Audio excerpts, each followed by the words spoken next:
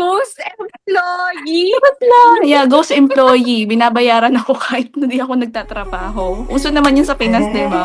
Ghost employee. Oo.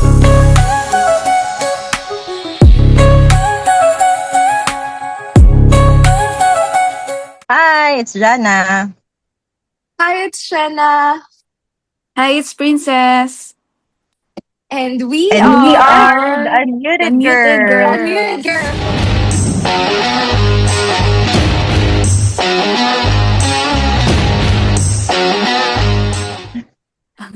Dahil Ayan. na magsasabay-sabay tayo. Oo nga, sana soon magsabay-sabay tayo. Ayan. So, welcome back for today's episode. So, medyo ano tayo ngayon, pinilit na pa-horror episode tayo ngayon. So, parang yung topic na natin ngayon is uh, all about life, all about adulting, and how we manage living these days. And parang, nagkakwento yung tita ko sa akin about sa Philippines. Na parang sabi niya, hindi, una pinakita niya yung pandesalan dun sa ospital na kay mama before, na yung parang alam ko mga 10 pesos na tinapay, 15 pesos. Ngayon, 40 na. Tapos yung taho na binibili niya, yung maliit, 20, yung malaki, 40. So parang with this raising prices in this inflation, in this economy, paano pa tayo nakaka-survive? So siguro tanong ko una lang, parang on a scale of 1 to makabilang buhay, gaano ka-dead this week? Gaano ka-kapatay this week? At ano This ang ano, oo, or This week lang, hindi ba charot? recently, at ano ang kaluluwa ang sumasapi sa'yo to push you through? Gaano Kaluluwa ni ka-kapatay? Bathaluma Emre. Naliliwanag ka na, kaluluwa. Yung kantad yan eh. Wala ka pa Sige, Princess, ano ng sa'yo? world tour. Kaya nga eh. Yung skill muna siguro, syempre, very timely. Kasi nga, dahil na-mention ko naman na iisa lang yung rest day ko this week. Ay, last week. So, parang 6 days yung pasok ko, dire-diretso yun. Siguro kung i-scale ko yung pagod ko out of 10, it's siguro 4. 4 out of 10. Sobrang nakakapagod mentally, hindi lang naman yung physical kasi nga araw-araw kang bumabiyahe. Pero yung pinaka ano talaga nakaka-drain ay yung physical, ay yung mental. Mental load. Mentally nakakaano. So anong kaluluwa ang sumapi sa'yo just to push yourself through the past days? Siguro yung Kapre na daw. kaluluwa ba? Kahit Para kaluluwa ng sumisipa. pera. Totoo yan. Kaluluwa. Gusto ko yun. Kaluluwa Gusto ko ng yun. pera. Kaluluwa ng pera. Oo, tama. Kaluluwa ng pera kasi nga kailangan kong kumayod. Ayoko umabsent. Do bayad naman dito kahit naka-MC ka lang. Pero ayoko pa rin talaga mag-MC eh. Kasi nga, yun nga, ma-share ko lang, ever since napunta ako dito, never pa ako nag-absent since day one. So, talaga pinapasukan ko. Ano, Bahala. yun nga, Kung may kaluluwa sakit ng pera. hawa kayong lahat. Kaluluwa ng pera kasi uuwi ako ngayong December. So, kailangan ko talagang Mm. magtipid. Alam mo, So, Princess, masabi ko lang magsi-Singapore pala ako ng December. Diyan ako magpapasko at New Year. oh, Siyempre kasama si ano? Julia. Si Julia. Oo. Ano namang mag-New Year mag-isa sa Julia. Ay, sayang Tapos naman. Kailan di balik ka, Kasama niya actually, mga pusa aso. Naging Snow White pala siya. so yun, parang ano, kailangan kong magtipid ngayon kasi syempre, do hindi naman, ang na-approve lang sa akin, di ba, ay 1 week lang. 2 weeks talaga yung ina-approve lang talaga yung maximum. Pero 1 week lang yung na-approve sa akin dahil nga, konti na lang yung mga ano ko, AL, dahil ang dami kong gala nitong mga nakaraan. So yun, hindi naman ako dyan magpapasko sa Pinas. 1 week lang ako kasi a-attendan ko lang talaga yung kasal nung ate ko. So Mm. yun. Pero Akala still, ko dahil lalaban magpapasko, ka ng unpaid leave. Kaluluwa ng salapi ang ng pera. sumasapi sa ating lahat. Totoo. Yes. alipin ng salapi. Yan. So Yeah. ano siguro yung ano yung parang nagawa niyo recently? Hindi ko na sasabing this week, pero recently, na parang ramdam niyo na humihiwalay na yung katawang lupa niyo. Kasi nga 'di Oo ba nga, yung ano ko, puyat. Ginagawa mo. Or puyat. feeling ko puyat. Mhm. Yung tipong dalawa na Because yung nakikita ko sa daan. oo, like ako, like last week or this week, talagang literal na umiikot yung paningin ko. Na nahihilo ko. Siguro puyat and alam mo mga stress, yun. Yun lang ang masasabi ko. Charot. Kasi transition kasi ng ano ko, ng oras ko, schedule, 'di ba from 1 PM to 10:30. Tapos nag-isa lang ako ng rest day after ko ng 10:30 na shift ko. Then kinabukasan 5 AM yung shift ko. Kaya sobrang puyat talaga ako. Ang lalim ng eye bags ko. So yun. Dun ko Sa'kin nararamdaman na humihiwalay baliktad. yung kaluluwa ko. Mm. Baliktad sa'kin kasi ako, night owl. So, mas sanay talaga akong matulog ng late. Pero naramdaman ko Mm. humihiwalay na yung kaluluwa ko. Pag-uwi babagsak, tulogs, ganyan. Tsaka Mm. yung, alam ko na humihiwalay na yung kaluluwa ko sa katawan ko 'pag naghahanap ako ng soup o kahit na anong masabaw na pagkain. Pagka halimbawa yung pagbabiyahe, medyo natagtag ako sa Makati to Fairview, maghahanap ako ng mami, ng lugaw. Ewan ko, parang iba yung comfort ng may init sa tiyan, Mm. True. 'di ba?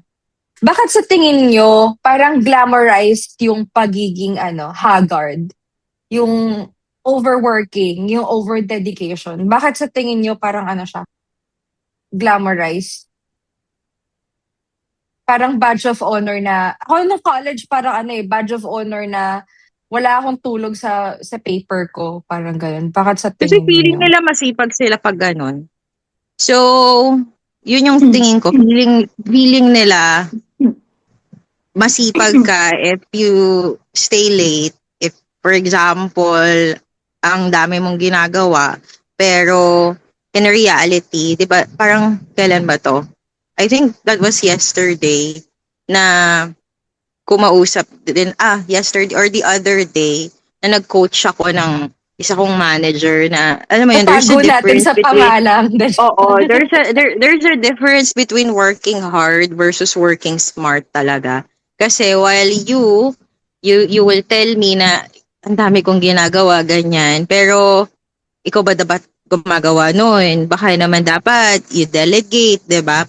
So, yun, feeling ko kasi if people sometimes na parang feeling nila pag kinover nila lahat or pag inako nila lahat, then magaling sila and then masipag sila. But in reality, hindi. Napapagod lang sila. Na-overwhelm sila. At the end of the day, yun yung lagi kong sinasabi, ma-overwhelm din kayo. Not now, but soon. So, Mm.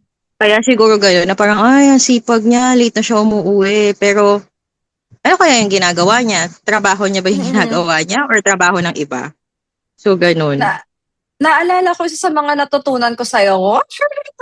Wow. Hindi, parang may nasabi ka before other than dun nga sa trabaho mo lang ba yung ginagawa mo yung iba? Kasi bilang manager, parang meron kang sense of not ownership pero sense of na parang feeling mo kailangan mong alagaan yung mga one down mo. Ayaw mo sila Mm-mm. nahihirapan.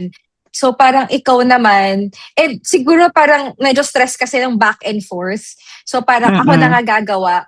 Pero kasi hindi kasi sila natututo. So parang kaya ka nga nasa management kasi you're supposed to mentor those people. Parang the goal Mm-mm. is ikaw, aangat ka in the future, dapat sila aangat din. Yun yung goal sa management. Pangalawa, Tama. parang it's not a badge of honor kasi kasi it speaks about your time management. Parang feeling ko nung nasabi mo yun before na parang baka you're not managing your time well kaya hindi mo natatapos yung mga deliverables mo on time. Parang, ay, teka lang. Parang naalala ko, tinawaan ako doon na aray, teka lang. Na hindi siya glamour, hindi siya badge of honor kasi parang I do believe na sometimes talaga may mga napapasa sa yung work na hindi dapat. Pero minsan naman hindi siya permanent eh. Parang mga naalala mga projects na nabigay sa akin. Yeah. Tapusin mo to in Mm-mm. 1 week. Na parang, okay, sige, pagpapagwag siya. Pero hindi siya yung parang, hindi siya dapat consistent na buong buong trabaho mo parang ganun ka lagi mag-work. Hindi. Kasi it's just a project that you have to finish. But if you're consistently overworking yourself, staying until what time, baka nga may hindi tama sa process mo that you have to think about. Kasi end of the day, ikaw yung lugi. Hindi ka naman tagapagmana ng kumpanya. Hindi ka naman pamamanahan ng may-ari ng kumpanya nyo. Na ikaw yung nawawalan ng oras sa sarili mo, sa pamilya mo. And Yun. sinabi ko nga na everyone kasi is replaceable. And pag nagkasakit ka, pag namatay ka, padadalan ka lang ng flowers ng company nyo. True. Diba? Pero, yun lang. And then after, siguro, 1 week, 2 weeks, then there's a new manager. So, kumbaga, you're just, a memory na lang. So, kaya nga, you always value talaga your sanity. And yun nga, at saka, siguro na-realize ko lang din, kasi ako naman, even, nung mga junior years ko naman, paano mo naman, anong tanda na, yung mga junior years ko, ganun din naman ako, workaholic ako. Like talagang anong oras na. Pero na-realize ko din na, yun nga, ang position naman parang dinesign naman siya for 8 hours, 'di ba? Hindi naman siya dinesign na parang the entire day or your entire night i-consume yun. So probably, kung hindi man nasa maling kumpanya ka, baka mali yung ginagawa mo. Parang ganun. Tsaka isipin mo consistent kang ganun, no? Hindi natatapos yung mga, deliverables mo. Lagi kang Yeah. naghahabol. So parang there's something wrong. Either nga sa maling kumpanya ka, kasi hindi Mm-mm. tama yung nabibigay na trabaho sa'yo, or ikaw Totoo. yung problema. Agree. Isa kay agree. Parang ang daming flashbacks ni Princess. Totoo yun. Kasi meron din akong naging manager na nilagay ko siya dito sa isang program. Hindi siya nag-excel. Pero nung nilagay ko siya doon sa isang program, nag-excel siya. So in short, nasa maling program lang siya. So, ganon. Parang relationships ba yan? Pag hindi ka nag-grow, ibig sabihin, nasa maling tao ka. Correct. Ganon yun. Princess, ikaw, anong ambag natin? Anong ambag natin? Nako, I agree nga daw. I agree. Nako, Nasa pag kulang tamang talaga kumpanya yung na daw tulog, siya. Sana. Parang may kilig yung sana. Sana talaga. Pero kung hindi, ay okay lang din naman. Marami pa naman dyan. Pero yun nga, Nagkakangad ka ba maging ano talaga? TL dyan? Ay, hindi ko alam. Siguro kung may opportunity, why not? Pero kung wala, Okay lang di. din. Mas masaya rin naman maging empleyado na normal na parang iniisip na yung sarili mo, yung out mo, yung kakainin mo araw-araw. So yun. Kaya nga para sa akin, pagtulog talaga yung pinag-uusapan yan, talaga yung number one na kailangan talagang meron ka. Kasi ako, yun nga, pinipilit ko talaga everyday na meron akong at least 7 to 8 hours na tulog. Kasi kapag wala kang tulog talaga, hindi siya healthy physically, mentally, and emotionally. Minsan kasi, ginagawa natin yun, yung sinabi ni Madam na badge of honor, yung pagpupuyat. Parang, wow, ang sipag niya. Parang, ang sipag niya kasi hindi siya natutulog. Pero in reality, hindi talaga siya sustainable. Like, hindi mo kaya mag-function ng maayos kapag pagod na pagod ka talaga. Tsaka, ang Tsaka para sa akin ang totoong strong na adult yung marunong talagang magpahinga. Tsaka kasi 'pag hindi mo kayang Yeah. i-manage yung time mo, parang parang wala, parang tawag dun, parang yun nga hindi magiging productive yung buong buong araw mo. Kasi Akala rest mo, doesn't mean naman na you're lazy, eh. It means you value oo, your limits. totoo. Hindi mo kailangang i-prove na yung worth mo sa pamamagitan ng ayun nga, yung pagod. Parang sasabihin mo, "Pagod na pagod ako today." Pero hindi ka naman nag-effort na magpahinga. So yun, para sa akin para maging productive din talaga yung araw mo, kailangan enough yung sleep mo everyday. Ayun. I guess it takes maturity din kasi to accept that you need work-life balance. Na Yes. I parang mean, akala mo kasi na you are not just your job. You are also a daughter, you're also a mom, you're also, you're a lot of things other than your job. Parang paano yun. ka sasapian ng pera, di ba? Kung hindi ka na Oo, makakapagtrabaho. So, totoo. yun. So, Siguro din, dahil siguro mm, tumanda na rin ako. Pero again ha, sa mga nakaka-experience ng pagiging workaholic nila, siguro it's a phase for me. Kasi nanggaling din naman ako doon. Hindi naman ako magsasabi na parang, bakit kayo ganyan? You can't manage your time, ganyan-ganyan. Pero nanggaling din ako sa phase na workaholic ako and I wanna complete everything and I don't care if magpuyat ako. Pero siguro na-realize ko lang na work is just another thing in your life nung nawalan na rin mm, ako. Like kasi like yung nawalan in a way na nawalan ako ng family member. Kasi parang doon mo ma-realize yung value ng time pag wala na yung, kumbaga yung pagbibigyan mo ng time mo. Kasi parang mm, before, sobrang busy, ganyan, puro work, work, work, and tuloy, hindi ka na nakapag-spend ng time dun sa taong mahalaga sa'yo. Kasi nga, wala na rin naman sila dito. So, dun ko na-realize na you really need to manage your time and not just for yourself, but also for your loved ones.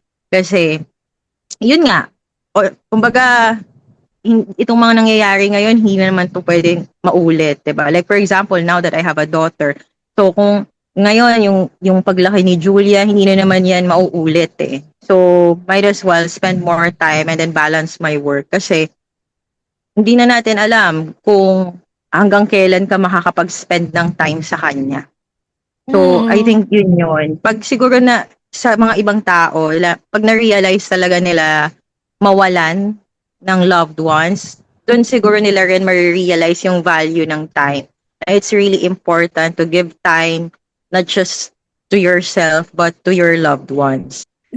Sometimes kasi we think na mas valuable tayo kapag busy tayo 24/7. Ay, nakikita ko ng boss ko na busy ako. Pero hindi, mm, Mm-mm. para sa akin hindi kasi totoo yun. You still matter even if you rest, even if you sleep early. Kasi hindi Mm-mm. mo naman kailangan patunayan ng worth mo sa pamamagitan ng pagod. So, dahil dyan mm. mag-MC na ako. Charot. Kahit wala akong sakit. At saka, Pero the pagod best thing lang. you can do para sa sarili mo and sa mga tao sa buhay mo is to show up and be there. Kung lagi Yeah. kang pagod, lagi kang burnt out sa trabaho or kung ano man yung ginagawa mo, aanhin nila yung, oo, parang you're providing for them financially, pero hindi naman nila dama, hindi nila, lalo na kasi, di ba, mga bata, hindi naman nila naiintindihan na kailangan nila yung parents nila for money eh. Hindi eh. Mas sila eh, more on emotional side sila sa growth nila eh. Na parang, ang nare-recognize nila is, my parent was there. Hindi na pinapadalhan ng pera kasi wala pa naman silang concept of money. Kaya, Tama. aanhin mo yung lahat ng pera ay mamanahin niya kung hindi naman, wala naman kayong memories together. Parang ganun. Ang hirap naman nun. Sisingit ko na din yung sinabi ni Kuya Kim dun sa interview na parang hindi naman sa nire-regret niya, pero parang nalulungkot din siya sa mga times na hindi siya nakapag-spend sa mga anak niya. Kasi like, yung interview niya na yon, syempre buhay pa yung anak niya noon, pero yung interview niya na yon, parang sinabi niya na everyday daw nililigawan niya ng yung anak niya, yung mga anak niya, na parang spend time with papa, are you busy, do you have time, spend time with papa. Kasi nga, before, talagang nung mga bata pa yung mga anak niya, is hindi niya yun nabibigay. Kasi instead of like playing with his kids, ang ginagawa niya lang is matulog because pagod nga siya sa work. So, Mm-mm. kaya nga, mas maganda talaga na you balance your life well. Kasi siguro naman hindi ka naman tatanggalin sa trabaho just because pas pinili mong magpahinga as long as you deliver, 'di ba? Kaya nga Mm-mm. maximize your time. I remember before nung supervisor pa ako kasi usually yung ibang mga tao like sa corporate, madalas nagchichismisan sila during lunch breaks or kaya naman may mga idol type sila. Ako yung tipo ng taong makikita mo, hindi ako nakikipag-mingle. Kasi mas pinipili kong tapusin yung work ko. Kasi parang feeling ko, time wasted yung makipagtsikahan and all. So, at least doon, namamanage ko yung time ko. Nakaka-uwi ako ng maaga. Nakaka-uwi ako ng on time. So, yun. At nakakapag-spend ako ng time sa mga dogs ko noon. Charot. Yun. So then na-mention kanina ni Princess na parang sobrang sagrado sa kanya yung sleep. Sagrado. Oo, sagrado sa kanya. Yun yung parang isa sa mga bagay na hindi pwedeng mawala sa buhay niya. Kasi yung next question is, ano yung mga pampawala ng sumpa para sa inyo? Yung parang to revive you back to life. Kung may sumpa kayo ng pagod, ano yung parang mga pampawala niyo ng sumpa? So I guess kay Princess, sleep talaga. Kung meron pang iba, ano yun? For me, aside sa matulog din, siguro ewan ko, Shopee. Nakakawala ng pagod mag-shopping. Kahit na online or parang in person, kahit na window shopping lang, tumingin-tingin ka lang, tapos may mabili ka lang na parang malilinggit na items. Parang ang saya na, nawala na yung pagod mo. Ready na ulit akong gumastos. Ready na, parang nagastos ko na, ready na ulit akong mapagod para may panggastos. Kayo, ano yung mga pampawala ng sumpa ninyo? Pampawala ng sumpa ko siguro bukod sa pahinga, excuse me, siguro yung me time, yung tipong kasi minsan tinatamad akong magsalita 'pag talaga pagod. Tinatamad akong magsalita Oo so nga. Actually, gusto ko yan put emphasis na can we normalize na minsan ayaw lang natin magsalita. Kasi Kasi meron akong experience na ganyan, na bakit ba ayaw mo magsalita? Parang nagagalit siya sa akin, ayoko magsalita. Hindi ba pwedeng wag munang magsalita because nakakapagod true, magsalita? true. So, hindi naman siya ibig sabihin na kaya ayaw mo magsalita is because galit ka or Yes, whatsoever. It's just that, exactly. yeah, 'di ba? Wala ka Wala ng ka lang sa mood energy. magsalita. Oo, pero Hindi True. gusto lang mong hindi lang siya kausap, wala ka magsalita lang It's to engage din siguro. Wala ka lang talaga, okay lang makinig, pero wala ka lang sa mood na mag-engage talaga, mag-isip, mag-rebut or what. Parang, yeah. okay. Kaya nga minsan puwede nating sabihin na you need to respect yung personal space nung isang tao lalo na kapag yun nga, 'pag nakikita mong hindi nagsasalita yan or tahimik, walang ibig sabihin yun like galit ka ba, may problema ba, or what. Wala lang, masaya lang talaga ako ng mag-isa minsan at hindi Nagre-recharge ka lang. nagsasalita. Yeah, Mm. nagre-recharge. Kaya yun. Babanat din later. Mm.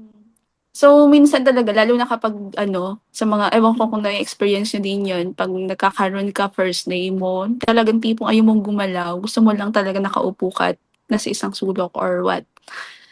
Yun nga, minsan talaga nakakatamad lang magsalita, pero hindi ibig sabihin Mm. na galit ka or may tampo ka or what. Yeah. At ako nino-normalize ko din actually 'pag may nag-aaya sa'kin sa labas or, "Tara kain tayo, magkaroon tayo ng potluck." Ako, vocal ko ng sinasabi ngayon na, ano, "Sorry pero tinatamad akong makipag-socialize." Ayun, Mm. honest na ako sa mga gano'ng bagay kasi wala namang masama, 'di ba, na maging honest sa gano'ng bagay. Kesa Ayun, parang sirain mo lang yung walang mood any ng pupuntahan reasons mo. Oo. walang any reasons or yun nga, wala, ayun, tinatamad lang akong makipag-socialize, ayun. So, Mm. pahinga at quiet time, yun yung nagre-recharge siya sa'kin. Ako, I just isolate myself. Parang gano'n. Parang ayoko muna ng ayoko ng kausap or whatsoever. Parang, yun nga, parang quiet time lang to recharge. Hindi rin sleep kasi as an overthinker, charot. Hindi rin sleep. So, more on talaga isolate myself. Kumbaga, I want to just be alone and not talk to anyone, ganyan. And yeah, siguro, ano din, shopping din. Kaya doon sa mga nagsasabi na money can't buy happiness, well, it can. Tsaka, Yeah. Oo. oo. Hindi totoo na money can't buy happiness. It can. Pero at some point, at some certain point. Kasi kahit na nasa iyo naman na lahat, minsan hindi talaga mafu-fulfill. Pero Yes. yun, Mm. ganun ako. That's how recharge. Nakakatulong yung pera panapal dun sa mga Oo, emptiness panapa na lang. nararamdaman. Oo. Oo. Oo. Kumbaga, panandali ang ligaya. Tsaka, Iba-iba yung feeling pag na-check out mo na eh. Tapos nag-aantay ka na oo. lang ng delivery. Or ano, may mga craft stores kasi Kasi ang pangit dito. naman kung malungkot Nakaka-enjoy. ka na nga, 'di ba? Ang pangit naman malungkot ka na nga, wala ka pang pera. O, 'di ba? Double kill. Oo, Double double kill kill. 'yun. Oo. So, ang pangit ng pag-emote mo noon. At least pag nag-emote ka, tapos pag maya-maya may Shopee, ganyan, okay. Meron ka ng, short happiness. Oo, for a meantime. Mm. Yun. So, parang to close lang yung horror, horror-ish or Halloween-ish theme natin. Kung may isang place na sabihin na natin na naniniwala kayo na magiging multo tayo, saan yung Ha? lugar na gusto nyong Ha? sabihin na natin naniniwala tayo magiging multo tayo, saan yung parang gusto mong lugar na multuhin? Banyo. Charot. Para walang kawala. Tapos pag natakot, Parang out of the talaga, box question to ah. madulas. Ha? Parang out of the box question. Kaya nga parang gusto ko sa banyo, para pag natakot siya sa akin, madulas siya, mabagok yung ulo niya, multo na May din kasama siya. ka na. Oo, correct, ganon. Yung tas yung pananakot, may sisiguraduhin mong bukas yung sink para may tubig, madudulas siya. Ganon, Or bigla mong takutin yung janitress para hindi niya matuyo yung floor. correct, ganon. Ako Gusto ko CR, yun. ganyan. CR. Ikaw, Princess, kung magiging multo ka, anong lugar yung gusto mong multuhin? Siguro kung magiging multo ako, ang gusto kong lugar na pagmultuhan ay yung office siguro para para office siguro Yung para ayaw ako pa mong rin yung company, doon ka magmumulto. Tapos, tawag dito, wag kayo dito, ganon. So, Papagurin ka nila dito. mga siguro, ganon. siguro yun nga sa sa office pa din tapos magta-time in ako para at least consistent pa rin ako sa attendance. Dok naman. Charot lang. Ghost employee! Charot lang. Yeah, ghost employee. Binabayaran ako kahit hindi ako nagtatrabaho. Uso naman yun sa Pinas, di ba? Ghost employee. Oo.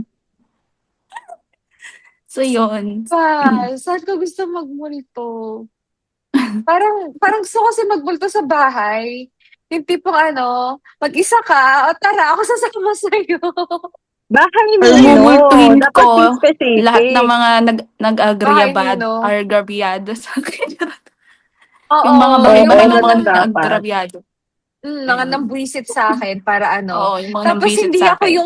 hindi ako yung nananakot. Sabi kasi nila sa Pilipinas, lagi na ako pinang-aasar sa Pilipinas para daw akong Chris Aquino minsan magsalita, lalo na paglasing. Pero instead na yung manakot na, ganun hindi. Chris Aquino. So imagine mo na lang, may tatawang Chris Aquino maya-maya, ganun. Tapos parang ang gising mo dapat 6 a.m., 5:30 pa lang. Game ka na ba? Ganun ako sa'yo.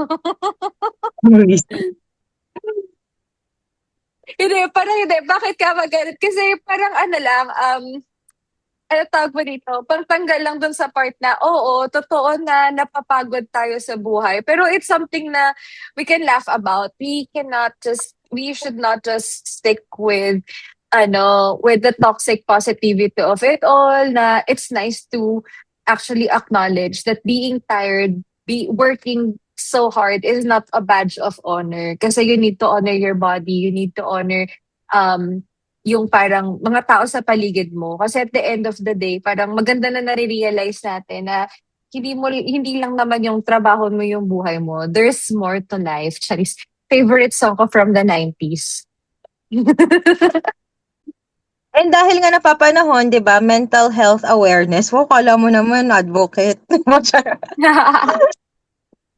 'Di ba? Kaya nga dapat ano din, wag yun nga yung toxic positivity kasi we need to also take care of our mental health. Very timely yung nangyayari ngayon. Actually, sa totoo lang, yung news feed ko puro about mental health and then yung may nangyari nga about dun sa ano, dun yung recently na nangyari about Eman. Meron akong friend na post siya ng picture na nasa hospital siya because of mental health. Parang sabi ko, parang dumadami na talaga yung mga mental health. And probably, minsan kino-correlate ko talaga siya because of the toxic positivity eh. Kasi yun nga, yung mga nare-receive siguro nila sa mga tao, pero in reality, di ba, parang ano na pala yun, call out for help. Mm. Ang dami din kasing tao yung ano eh, yung ako nga eh, ako nga eh. Well, I'm not talking about you. May kanya-kanya tayong pain tolerance level and kapag ka talaga nag-share yung tao sa'yo, ano eh, gusto lang naman pag-usapan kadalasan ng mga tao masasayang bagay. So if they're sharing something like that to you, it's a sign to listen to them and validate their feelings. Naalala ko tuloy yung ka-office ko na nagkwento sa akin. Sabi niya, after niya magkwento, gumaan tuloy bigla yung yung nararamdaman daw niya. So meaning, wala naman akong sinabi sa kanya na any advice, nakinig lang ako sa kanya. So nakapagpagaan na pala ako ng tawag doon, nakapagpagaan na agad ako ng feelings nung nag-open up lang siya sa akin. Meron nga akong pinost, not sure if you guys were able to check, na it's a blessing daw to have a rant body. Na yung rant body mo is someone na you can, tell everything, na parang anything under the sun, na nandyan lang siya to listen, not to judge, ganyan. Ako, masasabi ko, magaling naman ako sa ganyan kasi proven na ni siya na yan. Hindi ako nagko-comment, listener lang. Pero makakalimutan ko. Charot.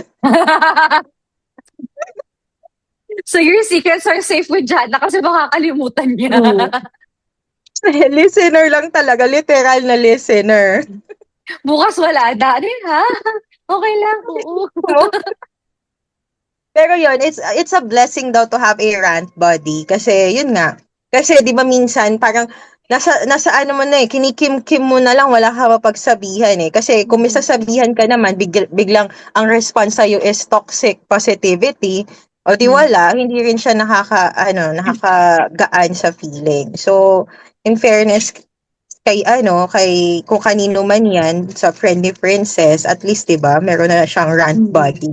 Nakatauhan ni Princess. Ayun, and I think that's it for today. Thank you for staying with us throughout the show sa time na to. And don't forget to follow our social. Don't forget to follow our socials na lalabas lahat dito mamaya. Short version yan. Ayun. See you again next time. Bye!